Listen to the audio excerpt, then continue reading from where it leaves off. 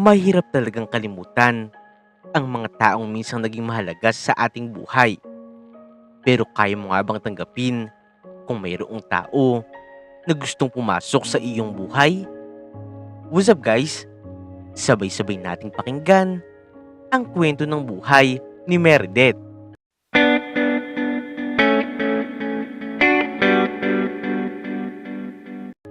Isang araw, habang nagliligpit si Meredith ng kanyang mga gamit at ng gamit ng kanyang nobyong si Anton, aksidente siyang mayroong nakapa na maliit na box mula sa bulsa ng damit nito.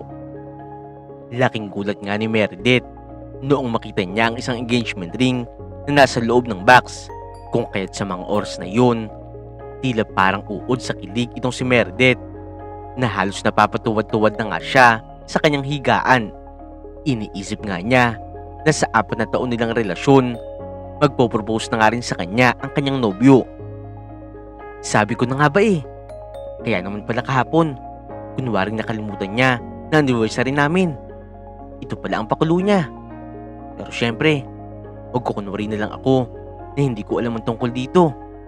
Para surprise. Baka masira ko pang diskarte niya.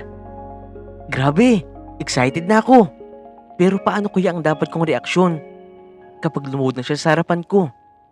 Dapat pala, araw-araw ako nagpapaganda para palagi akong handa anytime na mag-propose siya sa akin. My gosh, I can't wait! Sambit ni Meredith sa kanyang sarili habang mangisay-ngisay pa nga siya sa sobrang kilig. Kinaumagahan pa nga ay excited na bumangon si Meredith para magluto ng masarap na pagkain at ihatid nga ito kung saan nagtatrabaho ang nobyo niyang si Anton. Maaga na nga kasing pumasok sa trabaho ang kanyang nobyo dahil mayroon nga itong biglaang business meeting, kaya naisipan nga ni Meredith na sorpresahin na nga lamang ang kanyang nobyo. Gusto nga rin niya makilala ang mga katrabaho ng kanyang nobyo. Sa isip-isip nga kasi ni Meredith ay kailangan na nga niya itong gawin, lalo na at malapit na nga siyang maging Mrs. Salvador. Noong maigayak na nga rin niya ang kanyang mga dadalhin, dali-dali na nga rin siyang naligo at nag-ayos ng kanyang sarili para maging kaaya-ayang tingnan ang kanyang kagandahan, lalo na sa maraming tao at sa kanyang nobyong si Anton. Sa wakas, ay nakarating na nga rin siya sa kumpanya na pinapasukan ng kanyang nobyo. Pero maya-maya pa nga, bigla siyang mayroong nakasabay na babae sa elevator. Naagaw nga nito ang kanyang pansin dahil nagmamadali nga rin itong pumunta sa palapag kung saan nga rin siya papunta. Ilang beses ngang napabaying si Meredith sa loob ng elevator dahil sa bulaklak na dala ng babaeng nakasabay niya. Napatakip na nga lamang siya sa kanyang ilong para hindi na nga niya ito maamoy pa. Nang eksakto nga magbukas ang pinto ng elevator, ay sabay nga rin silang lumabas. Pero laking gulat nga ni Meredith sa mga sumunod na nangyari. Kasabay ng pagpatay ng mga ilaw, ay siya naman pagbukas ng mga fairy lights kung saan nagmistulang romantic ang lugar na yun. Bigla nga rin tumugtog dito ang napakagandang love song. Habang si Meredith ay nasa likuran ng babaeng kasabay niya kanina, bigla nga rin niyang narinig ang isang pamilyar na boses mula sa malapit. Jane, will you marry me? Sambit ng boses ng isang lalaki na tila kaboses ng kanyang nobyo. Yes, Anton. Oo naman. I will marry you. Tugon naman ng babaeng nasa harapan niya at saka nagsigawan sa kilig ang mga taong nasa paligid nila. Anton? Pangalan niyo ng boyfriend ko Tama ba ang pagkakarinig ko? Nagtatakang tanong ni Meredith sa kanyang sarili, tsaka binuksan ang flashlight ng kanyang cellphone, sabay tutok sa lalaki nag-propose kanina. Ano ba naman yan, miss? Nakakasilaw yung ginagawa mo. Sino ka ba? Sabi ng lalaki. Anton. Ikaw nga ba yan?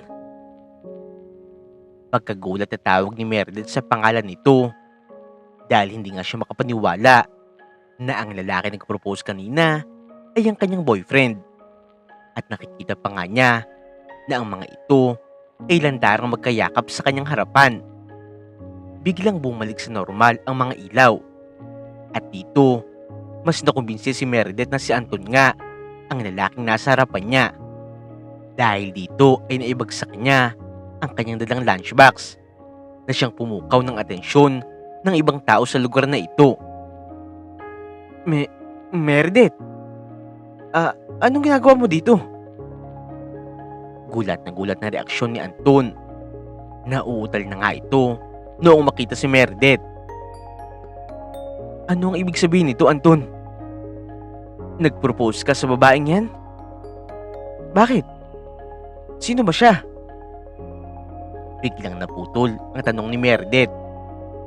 Excuse me, ikaw ang sino? Ano bang ginagawa mo? Sinisira mo ang moment namin. Sino ba kasi yan, babe? Galit na sabi ng babae. Meredith, sa labas tayo mag-usap.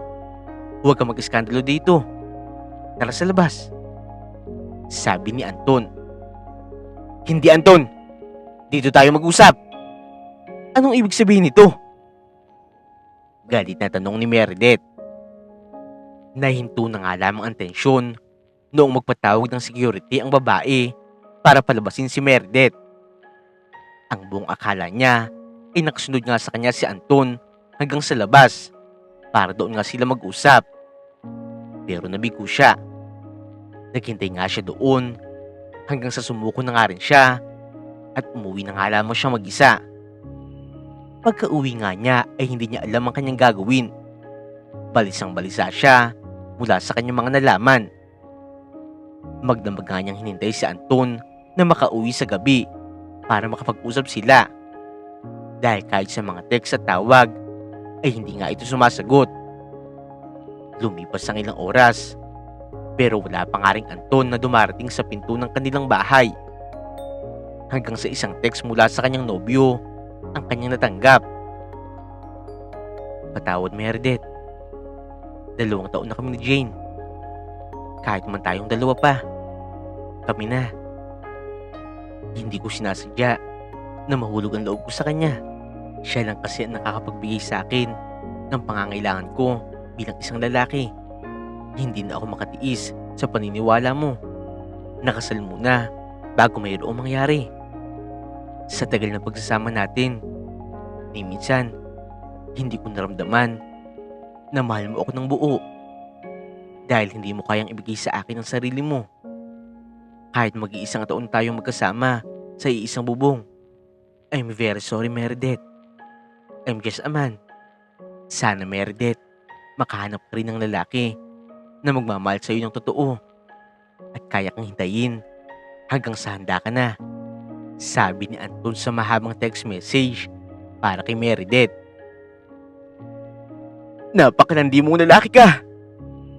Kasal lang naman ang hinihintay ko bago ako magpasakop sa iyo. Ang sabihin mo, Makati ka lang talaga. Magsama kayong dalawang higad. Grabe kayo. Lalo ko na. Galit na tugon ni Meredith sa mensahe nito at binalak na nga rin niya ang cellphone number ni Anton. Simula nga noon, ay magdadalawang linggo na nga rin hindi makapag-concentrate si Meredith sa kanyang trabaho nang dahil sa stress na dulot ng panuloko sa kanya ng kanyang dating nobyo. Kaya naman, naisipan nga niyang sumama sa kanyang mga katrabaho sa isang bar para magwalwal at magpakalasing sa pagbabaka sakali na makakalimutan niya kahit sandali ang mga problema at sakit na kanyang daladala. Sa kabilang banda naman, isang binatang lalaki ang muntik na nga mapaaway nang dahil din sa kalasingan. Mabuti na nga lamang at noong akma niyang susuntukin sa likuran ang pinag-iinitan niyang kaaway ay nahagip nga siya ni Meredith na hindi maganda ugaga sa paghahanap ng banyo. Anak ng tokwa kang babae ka. Natigilan bigla ang lalaki noong makita ang magandang mukha ni Meredith. Hi, do you know where's the CR, baby boy? Lasing na tanong ni Meredith sa lalaki. Bigla nga nawala ang init ng ulo ng lalaki. Wala na nga siya nagawa kung hindi lalayin si Meredith papunta sa CR. dahil iniisip nito na wala nga itong ibang kasama at baka pagdiskitahan pa nga ito ng ibang mga lasing na kalalakihan. Pero mula nga sa loob ng banyo, rinig na rinig ng binata ang pagkakuluhol ni Meredith ng malakas habang isinusumpa ang pangalan ng kanyang dating nobyo. "Wala kang kwenta, Anton! I hate you! I hate you!" Hindi na nga rin nakatiis pa ang binata sa paulit-ulit niyang naririnig mula kay Meredith. "Hoy, kung galit ka sa tao, dapat sa harapan niya nagkakaganyan para damang-dama niya ang galit mo. Hindi yung mukha kang ewan, kakasigaw sa sarili mo dyan." Sigaw ng binata sa dalaga. "What? Ano bang alam mo?" Sambit ni Meredith nang biglang buksan ang pinto ng banyo na siya namang ikinagulat ng binata. "You know what, miss? Tara, magpakalasing na lang tayo. Galit na galit ka sa ex mo, no? Pareho pala tayo. Galit din ako sa ex ko. Kaya deserve natin nakalimutan sila for tonight." Pag-aaya ng binatang lalaki kay Meredith. "Aba, ayos ka palang kasama eh. Gusto ko yan. Let's go! Party party!" Sabi ni Meredith.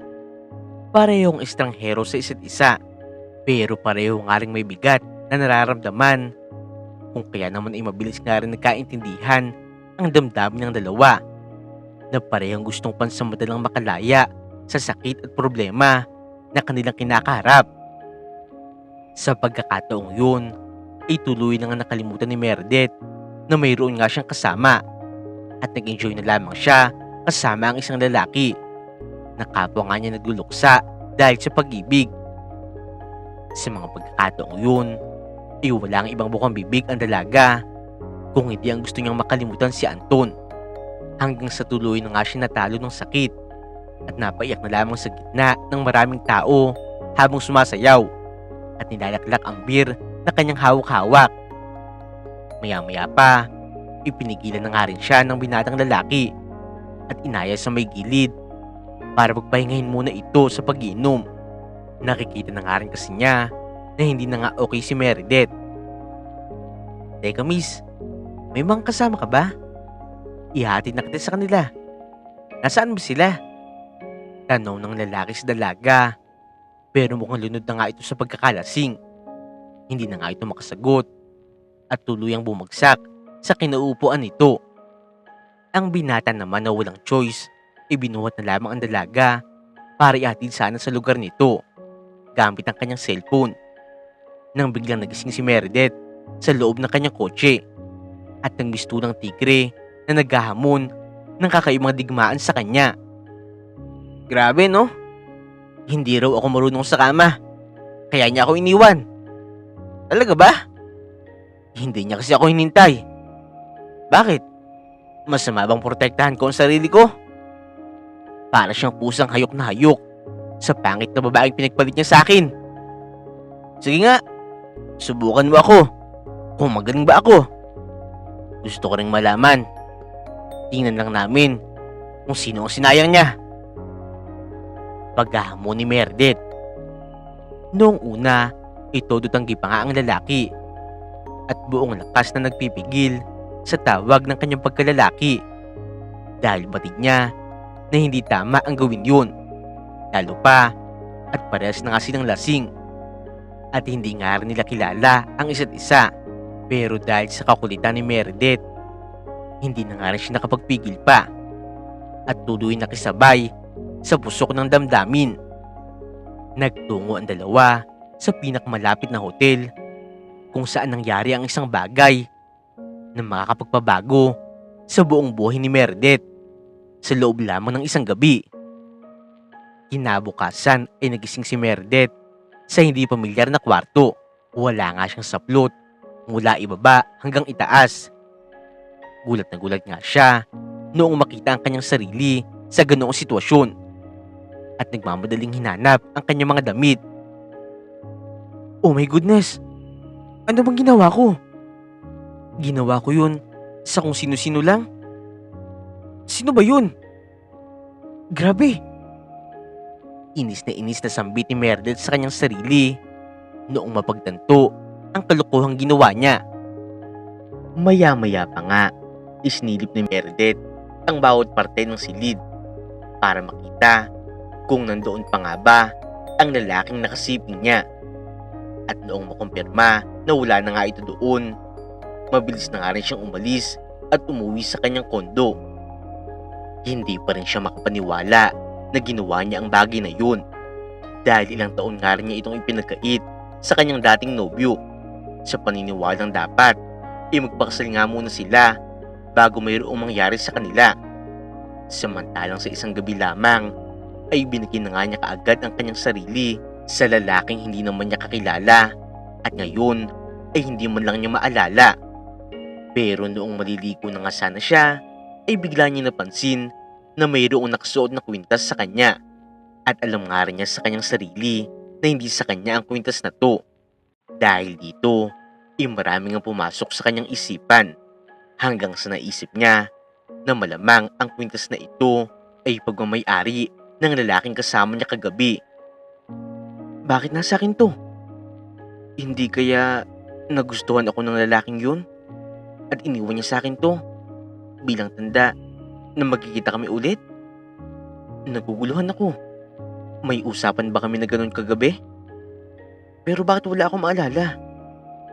Tsaka, di sana kinuha niya ang number ko o number niya ang nakasave sa akin. Teka nga, agad na kinuha ni Meredith ang kanyang cellphone upang tingnan kung mayroong bagong nakasave sa kanyang contacts. Sa kabila ng pagsusumikap ni Meredith na makahanap ng impormasyon patungkol sa binatang yun, bigo na nga lamang siya naupo at nagmaktol dahil wala nga siya na pala dito. Siguro naman siya yung kumuha ng cellphone number ko. Hintayin ko na lang na kontakin niya ako. Kasi kung hindi, para saan pa itong pag-iwan niya sa akin ng necklace niya? Hindi naman sa akin to. Pagkumbinsi ni Meredith sa kanyang sarili. Lumipas pa nga ang mga araw, linggo, at buwan. Pero wala pa nga ring tawag o mensahe ang dumadating sa kanya mula sa lalaking yun. Pero hindi nga rin niya akalain na darating ang araw na talaga magbabago ang kanyang buhay. Natuklasan niya kasi ni Meredith na ang ginawa nga nila noong gabing yun ay nagbunga pala. Labis na ikinawindang ng mundo ni Meredith noong malaman ang tungkol sa pagdadalang tao niya. Lalo pa at alam nga niyang wala siyang nobyo. At tila malabo nang makilala pa nga niya ang lalaking nakasiping niya. Dahil ni isang tawag o mensahe, wala nga siya natatanggap mula dito. Halos mabaliw na nga si Meredith sa kakaisip kung ano ang kanyang gagawin sa bata. Lalo na nga rin ngayon na wala na nga rin siya mga magulang na makakatulong sa kanya. Halos isumpa na nga ni Meredith ang lalaking may gawa nito sa kanya. Lalo na at wala nga siyang kaide-ideya kung saan nga niya ito mahanap at kung sino nga ba ang lalaking yun. Sa ngayon ay 3 buwan na nga dinadala ni Meredith ang bata sa kanyang sinapupunan. Pero sa dulo, nasa sarili pa nga rin niya ang sisi dahil hindi nga siya nag-ingat. Napansin na nga rin namang katrabaho ni Meredith ang pagbabago sa kanyang katawan. Kung kahit ipinagtapat na nga rin niya sa mga ito, nabuntis siya. At pinagsinungalingan na nga lamang niya ang katotohanan patungkol sa ama ng bata sa takot na baka husgahan siya ng mga ito at makarating pa nga ito sa kanyang dating nobyo dahil malamang ipagtatawanan lamang siya nito. Naging mahirap man para kay Meredith ang kanyang sinapit pero ni minsan hindi sumagi sa kanyang isipan na ipalaglag ang bata o ipamigay nga ito sa iba. Bagkus, inaraos nga niya mag-isa ang pagbubuntis niya hanggang sa makapanganak na nga siya. Sobrang tuwa talaga ni Meredith noong masilayan nga niya ang sanggol na malaanghel ang muka. Sa wakas, ay mayroon na nga rin siya makakatuwang sa buhay.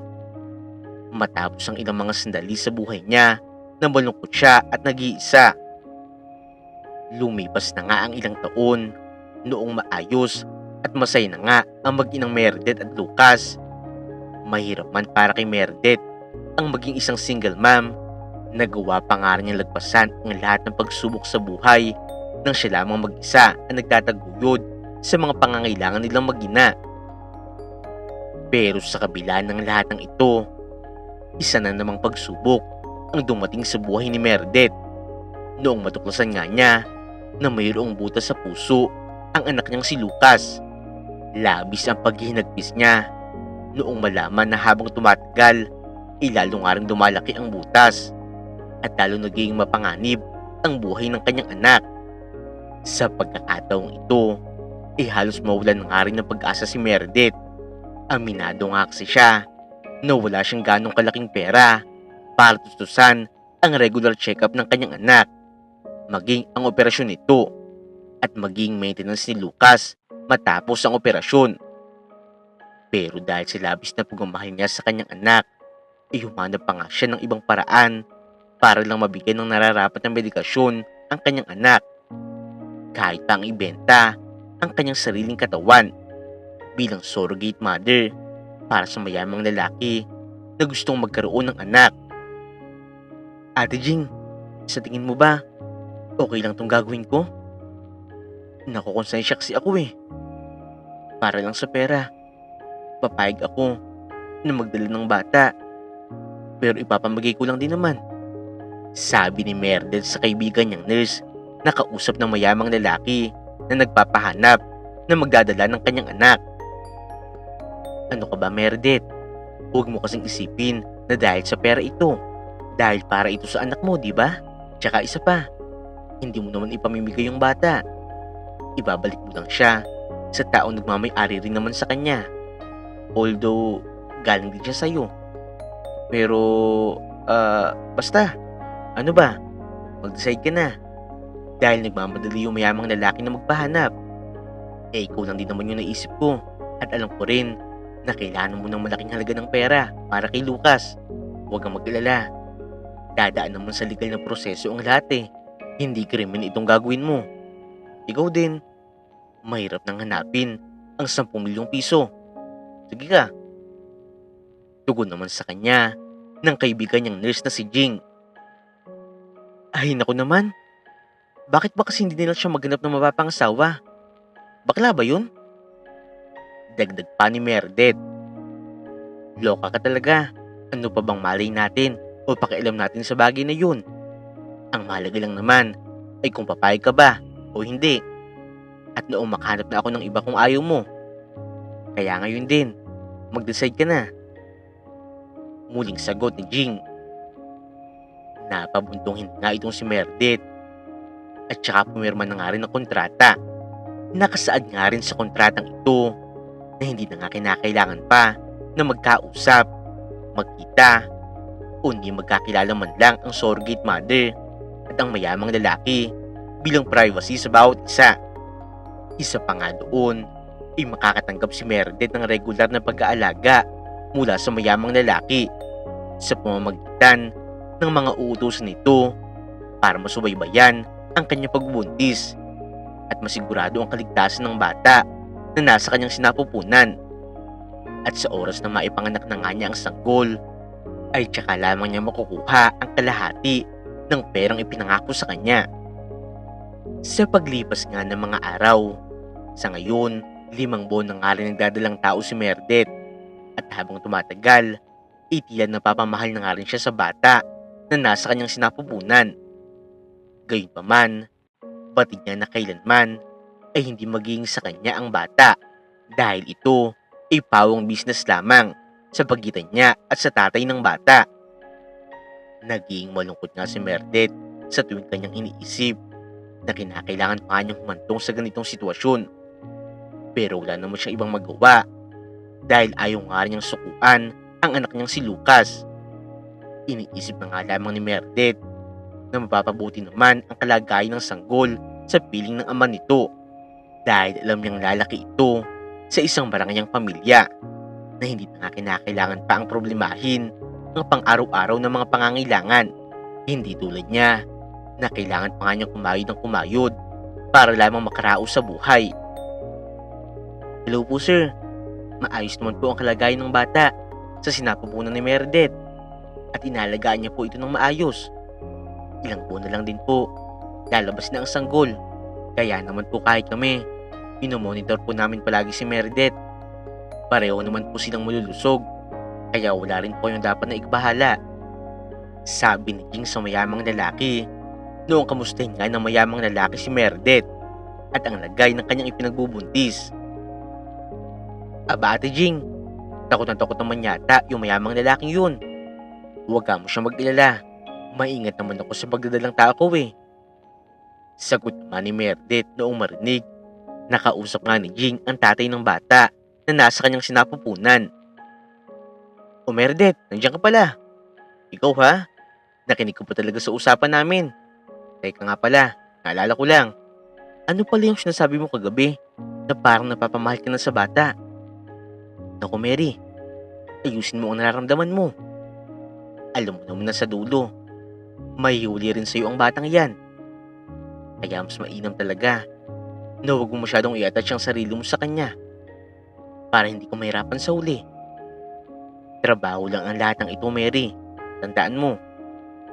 Abiso nga ni Jing sa kaibigan niyang si Meredith. Nahalata na nga rin kasi nito na nag-iiba na rin ang bugso ng damdamin ni Meredith sa sanggol na nasa kanyang sinapupunan. Aware naman ako dun, Ate Jing.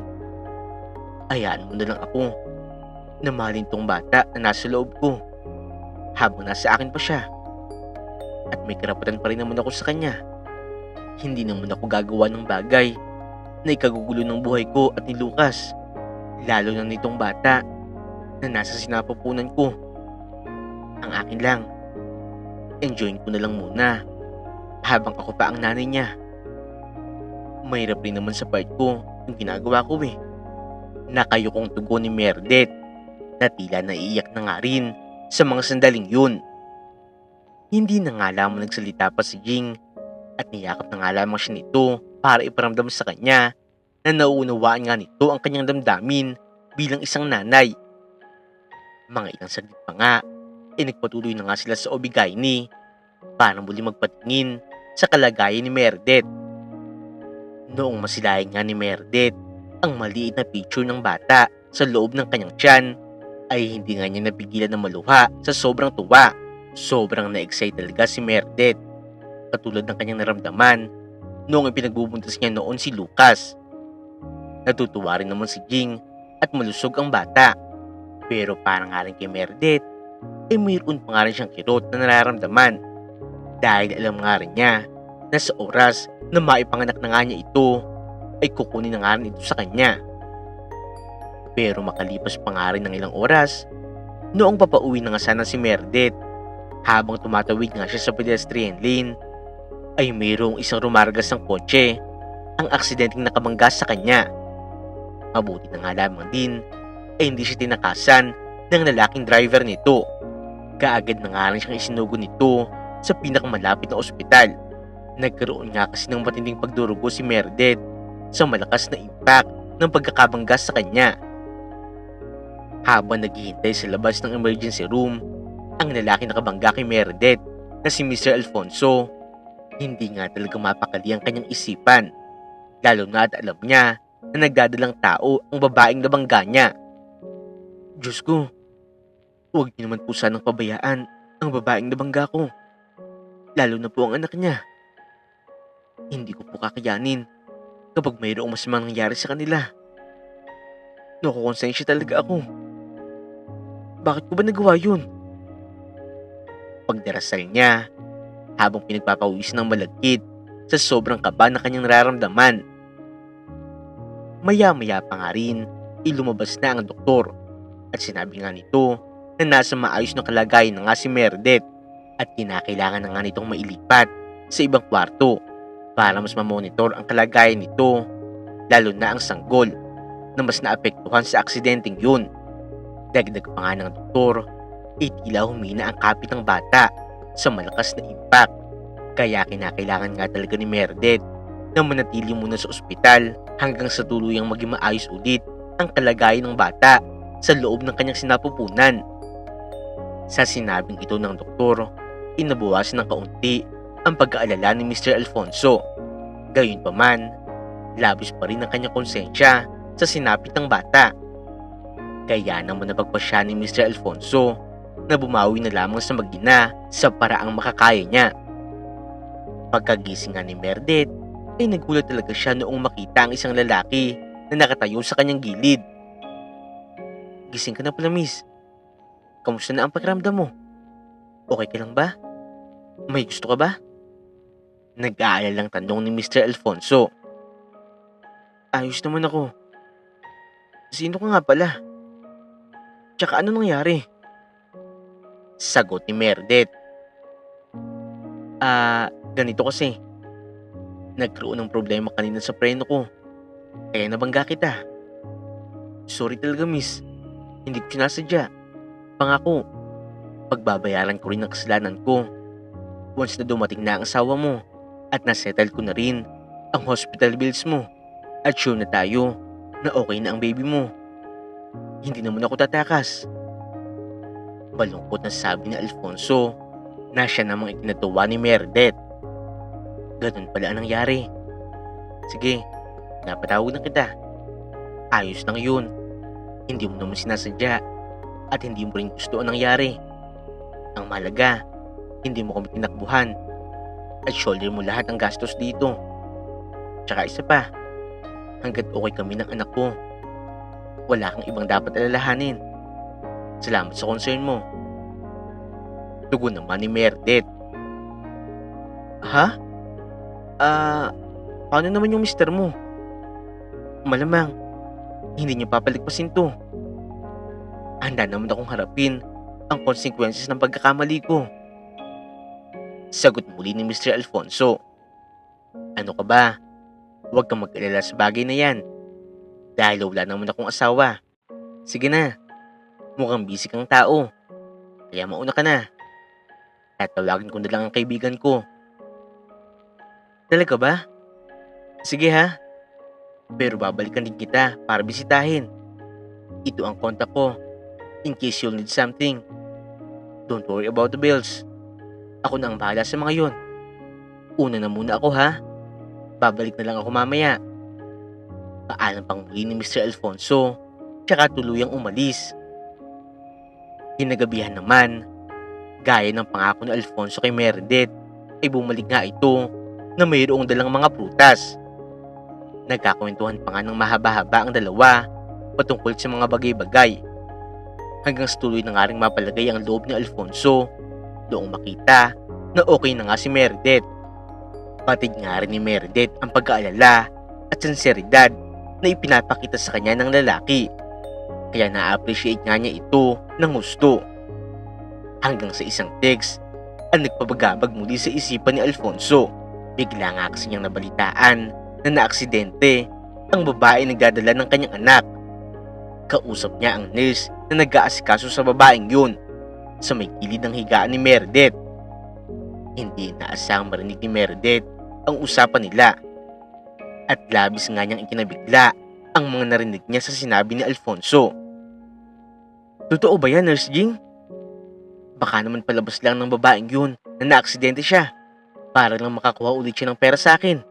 Pakipaalala rin sa kanya ang kasunduan namin sa kontrata na sa oras na mayroong masama nangyari sa anak ko nang dahil sa kapabayaan niya. Bukod sa hindi niya makukuha ang kalahati ng pera, ay pwede rin siya makulong. For goodness, 10 million na nga ang bayad ko sa kanya eh. Ano pa bang gusto nun? Magkano pa? Nurse Jing, just make sure na hindi pera lang ang habol ng taong yun. Or else, baka ipakulong ko pa siya once na nailabas na rin niya ang anak ko. Mahabang sabi ni Alfonso sa kausap niya sa kabilang linya. Bakas nga rin sa kanya ang galit. Si Meredith naman na narinig ang buong detalye ng usapan ay halos namutla sa kanyang mga nalaman. Siya ang tatay ng batang dinadala ko? Ganun pala ang ugali niya. Bulong ni Meredith sa kanyang isipan. Meredith, okay ka lang ba? Parang bigla ka namutla. Pag-aalala naman ni Alfonso noong mapansin niya si Meredith. Pwede bang magpahinga muna ako? Medyo naging masama ulit ang pakiramdam ko eh. Pagdadahilan ni Meredith nang biglang makaramdam ng pagkailang kay Alfonso. Buong gabing umiyak si Meredith nang dahil sa mga masakit na salita na narinig niya mula kay Alfonso na siya palang tatay ng kanyang ipinagbubuntis.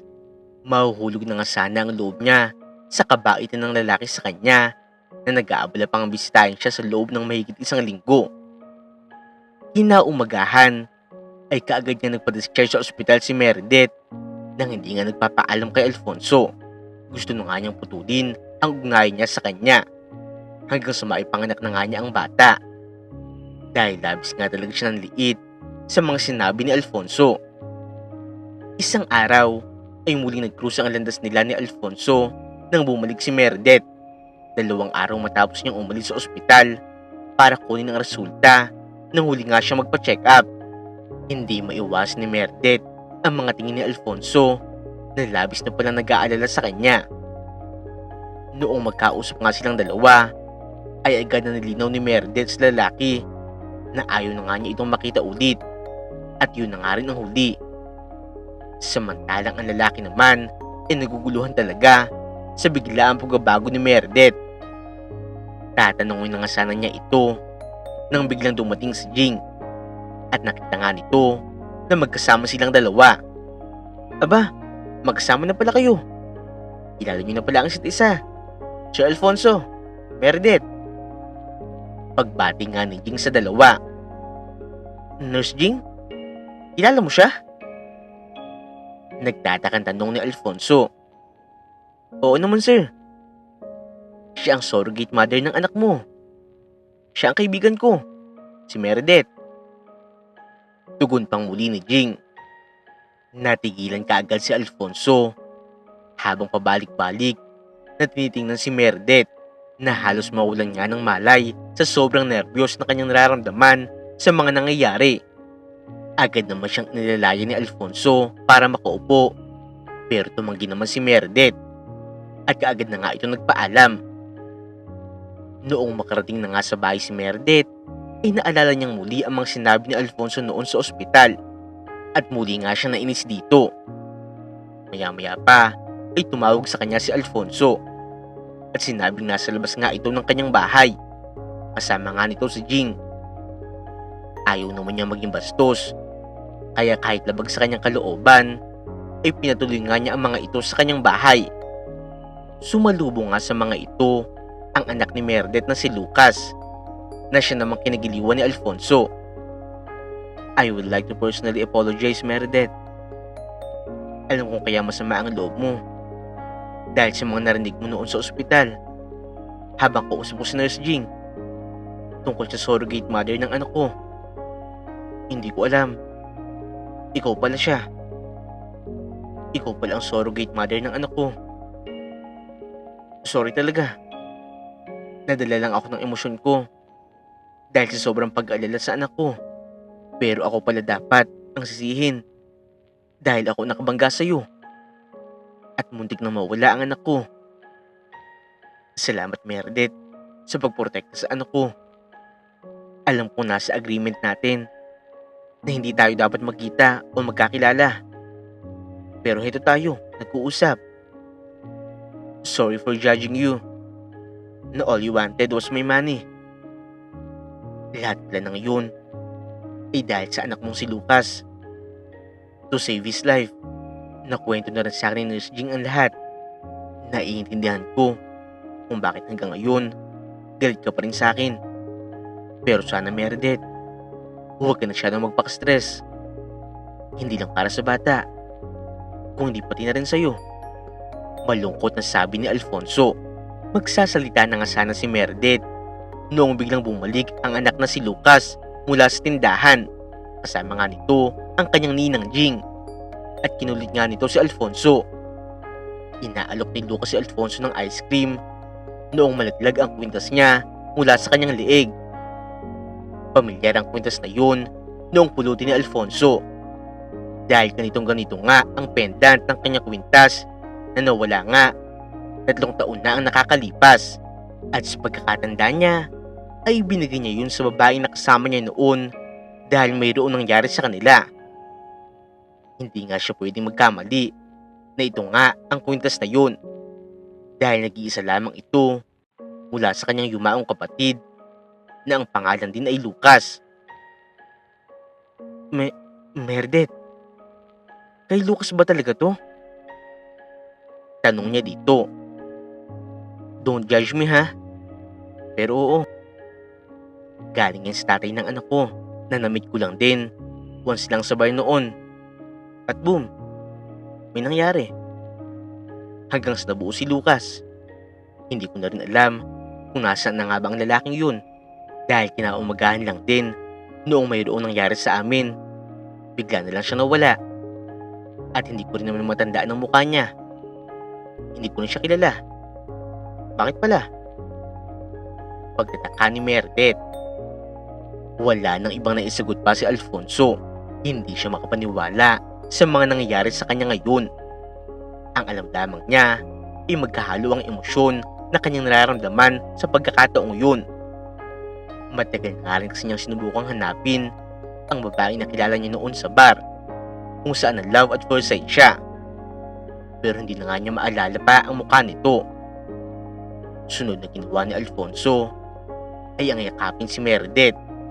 Biglang sumariwa sa kanyang muli ang alaala noong mga panahon na una nga sila nagkakilala sa bar. Matapos ito ay pinaliwanag na nga niya kay Meredith ang lahat. Maging si Meredith ay sobrang nagulat at namangha talaga sa mga nangyari. Sobrang liit ng mundo at muli nga silang pinagtagpo-tagpo para pagbuklorin ng tadhana at maging isang ganap na buong pamilya. Grabe, hindi ako makapaniwala. Ikaw pala ang lalaking yun. Ikaw rin pala ang tatay ni Lucas. Oo, ako rin Meredith. At hindi ko rin akalain. Ikaw din pala ang babae na matagal ko nang hinahanap. Masaya-masaya ako. Lalo na ngayon na may anak pala tayo.